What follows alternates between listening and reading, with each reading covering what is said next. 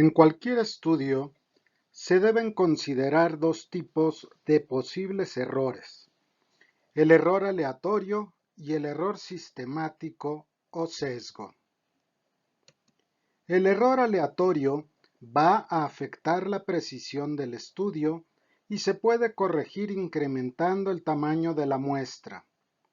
Por otro lado, el sesgo o error sistemático afecta a la validez del estudio y no se puede corregir una vez que éste se ha presentado.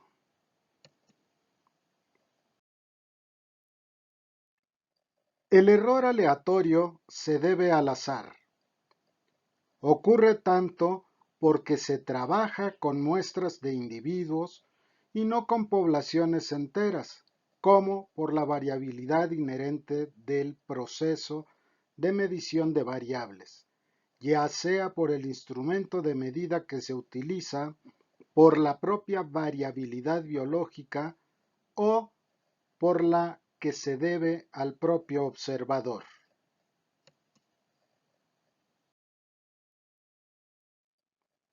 Supongamos que se desea conocer el porcentaje de historias clínicas en las que están registrados los antecedentes familiares de diabetes mellitus. Para ello, se selecciona una muestra de historias clínicas, determinando el porcentaje que contiene la información de interés e infiriendo que el porcentaje observado en la muestra es el mismo que se encontraría si se hubieran analizado todas las historias. Sin embargo, existe la posibilidad de equivocarse, simplemente porque, por azar, se haya escogido una muestra de historias que no necesariamente reflejan de forma exacta el verdadero tanto por ciento.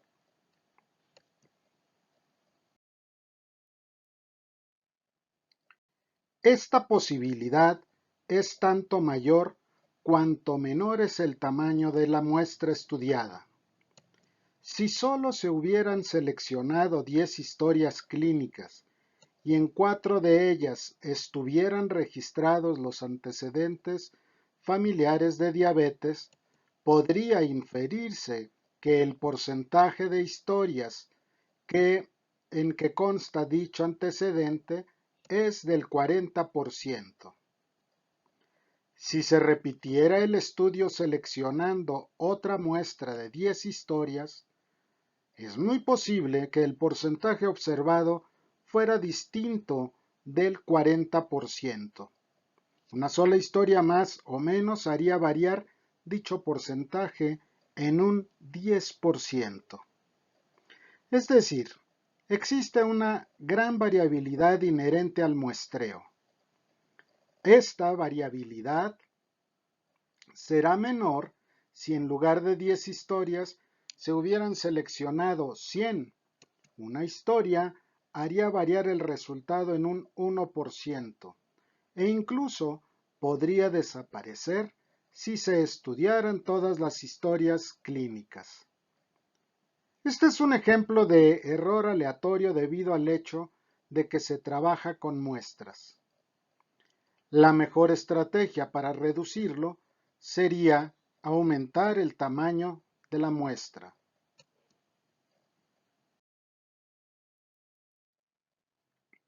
El error aleatorio también puede producirse al medir las variables.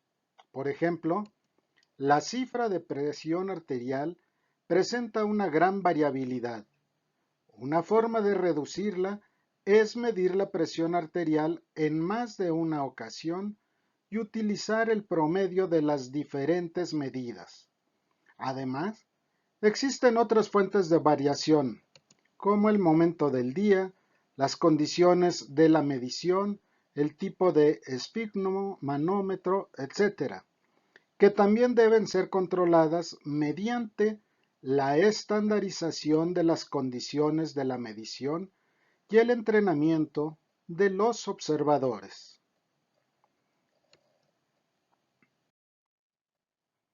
El error aleatorio está muy relacionado con el concepto de precisión.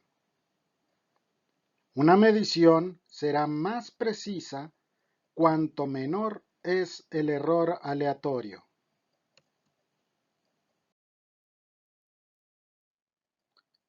Ahora enfoquémonos en revisar al error sistemático o sesgo.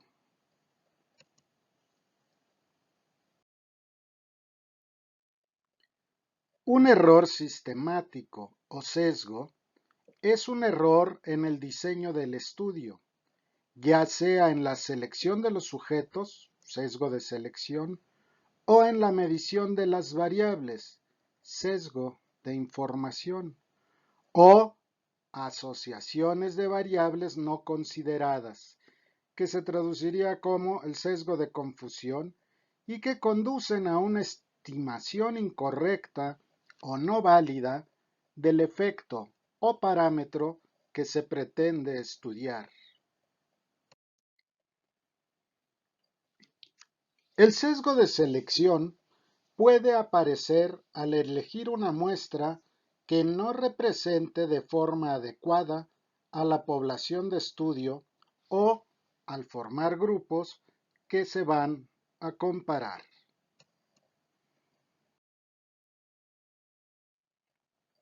Supongamos que se desea estimar la prevalencia de una enfermedad en los sujetos adultos residentes en un municipio. Esta es la población de estudio.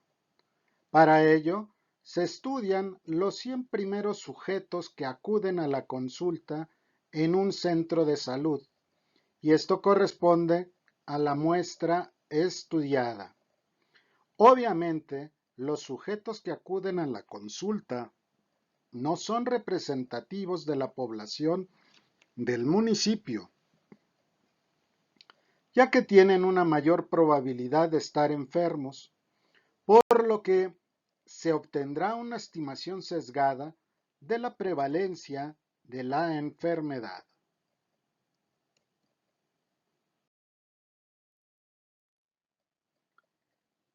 Veamos otro ejemplo de sesgo de selección.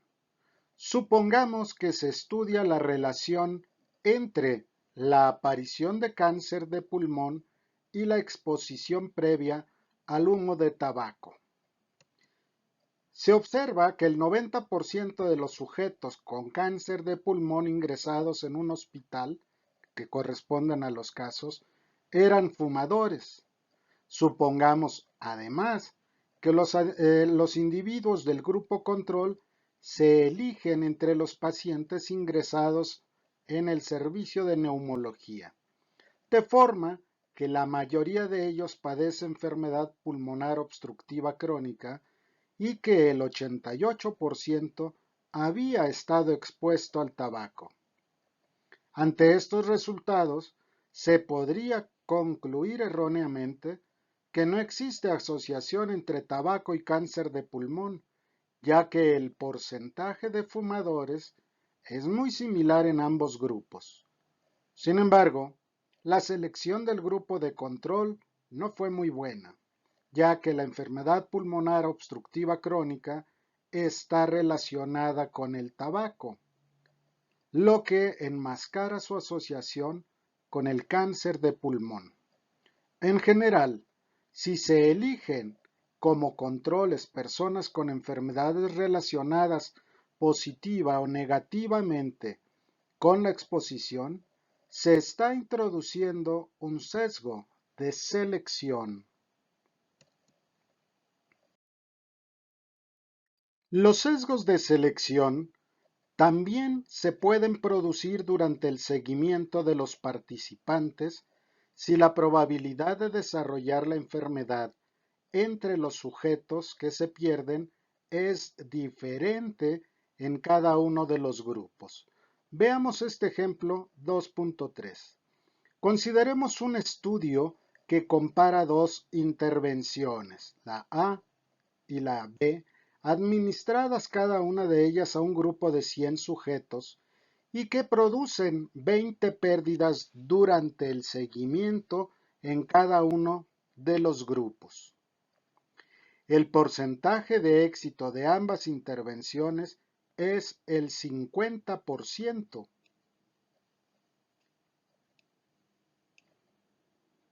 Entre los que finalizan el estudio, por lo que se podría concluir que poseen la misma eficacia. Sin embargo, entre las pérdidas, cuando consideramos las pérdidas, solo en 1% de los sujetos que recibieron la intervención A lograron terminar con éxito su estudio, mientras que con la intervención B lo fue un 50%. Cuando se calcula el tanto por ciento total de éxitos, resultó que la intervención B fue la más eficaz. Así pues, aunque el porcentaje de pérdidas sea el mismo en ambos grupos, se puede producir un sesgo de selección ya que sus características son diferentes.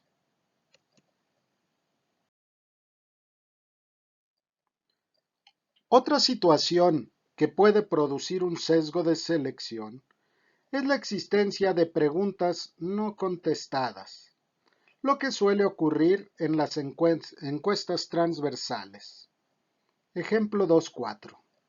Supongamos un estudio en el que se desea determinar la prevalencia del consumo de tabaco entre los profesionales sanitarios de una determinada zona geográfica. Para ello, se selecciona una muestra aleatoria de 500 profesionales a los que se les envía un cuestionario. Contestan 300 profesionales, de los que 75, que corresponde a 25%, reconocen que fumaban. Si la prevalencia de consumo de tabaco entre quienes no han respondido es distinta de la que existe entre los que sí lo han hecho, la cifra del 25% es una estimación sesgada de la verdadera prevalencia. En caso contrario, podría asumirse que las preguntas no contestadas no están relacionadas con el fenómeno de estudio, podrían considerarse aleatorias, de forma que la cifra observada sería una estimación no sesgada, aunque se habría producido una pérdida de precisión en las estimaciones debido al número de respuestas menor.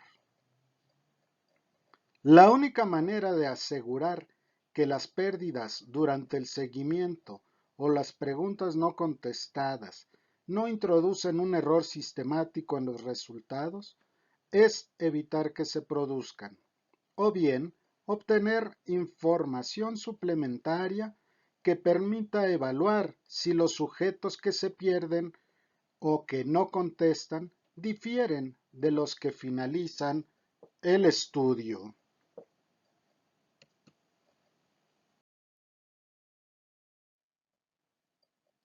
El sesgo de información se produce cuando las mediciones de las variables de estudio son de mala calidad o son sistemáticamente desiguales entre los grupos. Las principales fuentes de este error son la aplicación de pruebas poco sensibles y o específicas para la medición de las variables, o de criterios diagnósticos incorrectos o distintos en cada grupo, así como las imprecisiones y omisiones en la colección de los datos.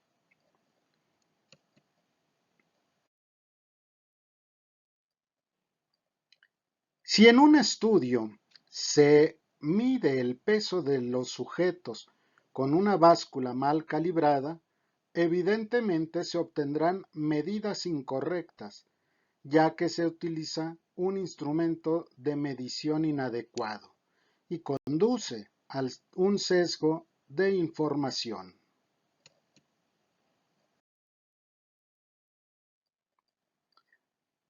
Otra forma de considerarlo es lo que se plantea aquí en el ejemplo 2.6. Consideremos un estudio cuyo objetivo es comparar el peso en función del sexo con una báscula bien calibrada. Sin embargo, la medición en los hombres se hace sin zapatos y en ropa interior, mientras que el responsable de pesar a las mujeres sigue un criterio diferente y efectúa una medición con zapatos y en ropa de calle. El problema de este estudio es que se aplica un mismo instrumento de medida de formas distintas, según el grupo de estudio. Otro ejemplo, el 2.7, otro ejemplo del sesgo de información, si se requiere estudiar si hay asociación entre la ingestión de alcohol y la hipertensión, y en los hipertensos se obtiene la información a partir de una entrevista personal, mientras que en los individuos del grupo control se obtiene de las historias clínicas, es de esperar que que en el primer grupo la información será más exacta y sistemáticamente diferente de la obtenida en el grupo control, lo que sesgará los resultados. El problema de este estudio es que se usan instrumentos diferentes en cada grupo.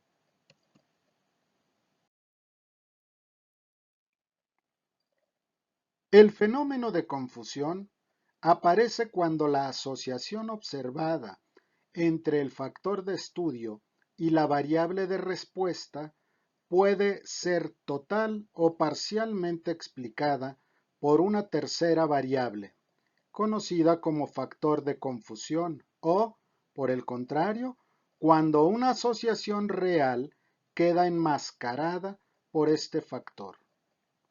Para que una variable se considere de confusión, debe estar asociada tanto al factor de estudio como a la variable de respuesta, y no debe ser un paso intermedio en la relación entre ellos.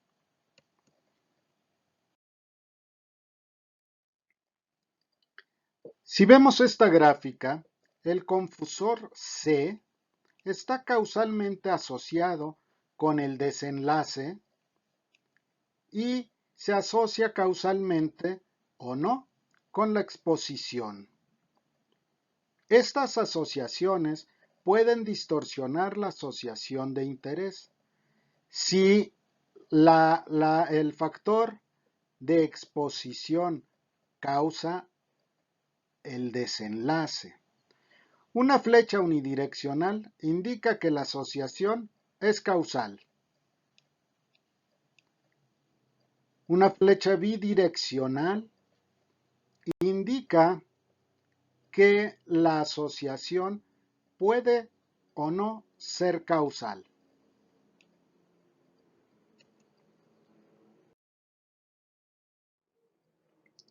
Veamos el ejemplo 2.11.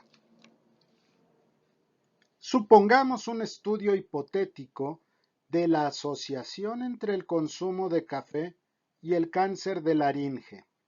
En la tabla se muestran estos datos. A partir de los datos totales, se estima que el porcentaje de expuestos entre los enfermos es del 58%, superior al 42% observado entre los controles, lo que sugiere una asociación entre el consumo de café y el cáncer de laringe. Sin embargo, al analizar los datos en subgrupos o estratos en función de si los sujetos eran fumadores o no, se observa que el tanto por ciento de sujetos expuestos al consumo de café es el mismo en los casos y en los controles y desaparece esta asociación. Así pues, la variable fumador actúa como un factor de confusión. Es un factor de riesgo del cáncer de laringe, que es la variable de respuesta, y está relacionado con la variable en el estudio, consumo de café, ya que la proporción de controles fumadores que toman café habitualmente, 75% o 75 de 100, es mucho mayor que la proporción de los no fumadores, 50 de 200.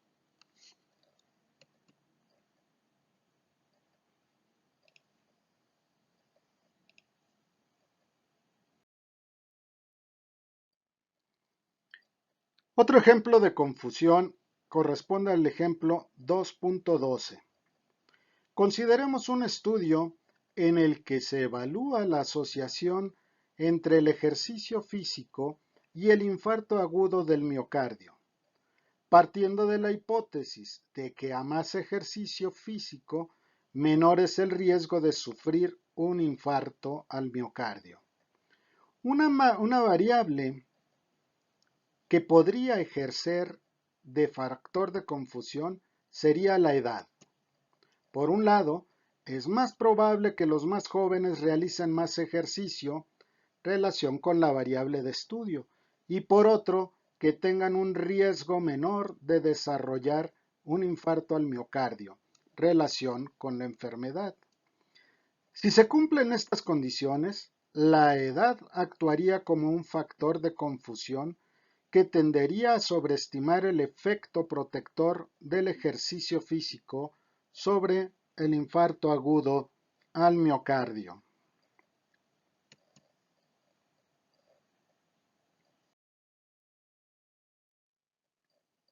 Otro ejemplo más de confusión, el ejemplo 2.13. Siguiendo con este ejemplo anterior, el sexo también podría ser un factor de confusión, ya que los hombres suelen realizar más ejercicio físico que las mujeres y, además, presentan un riesgo mayor de padecer un infarto agudo al miocardio. Así pues, la asociación protectora del ejercicio físico sobre el infarto agudo quedaría infraestimada si no se tuviera en cuenta la diferencia en la proporción de hombres y mujeres que pudiera haber en la muestra.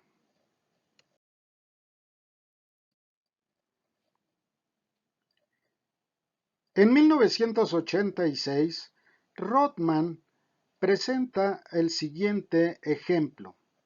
Supongamos que un hombre entra en una tienda para comprarse un sombrero y encuentra una estantería con 30 sombreros en total, 10 de ellos negros y 20 grises.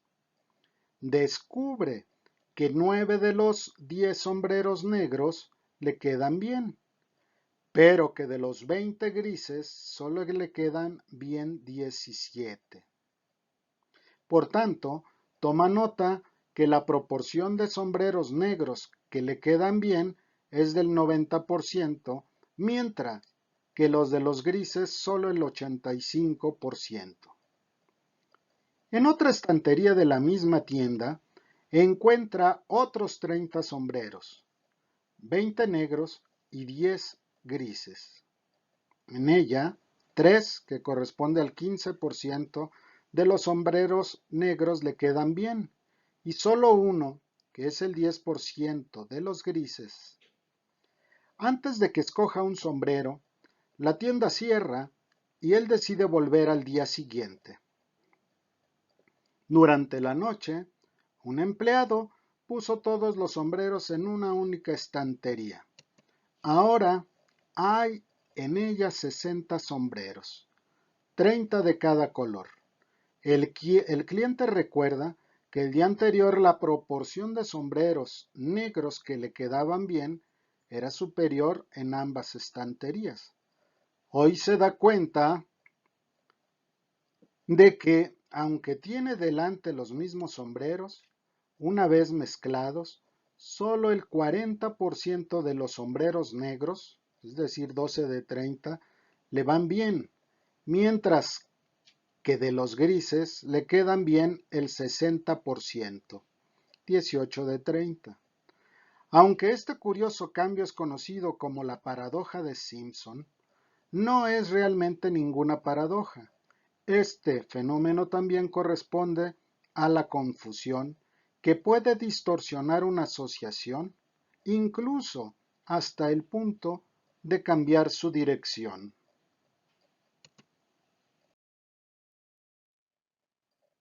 En el siguiente video abordaremos algunas técnicas que nos permitirán disminuir los errores en la investigación clínica.